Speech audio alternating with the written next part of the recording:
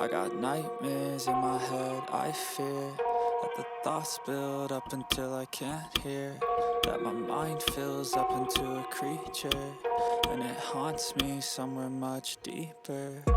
Anxiety, filling up every space, no privacy.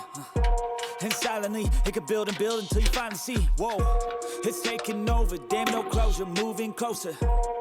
No exposure, I just wanna be a loner.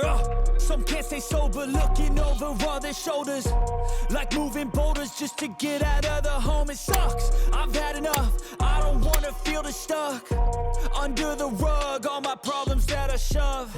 I got nightmares in my head, I fear that the thoughts build up until I can't hear. I've been feeling weird, I can't seem to focus good enough. Nothing's really clear, sometimes it could be a little tough. I just need to feel like the end's in sight for me, but let's be really real, anxiety can foggy all this stuff. I've been feeling weird, I can't seem to focus good enough. Nothing's really clear, sometimes it could be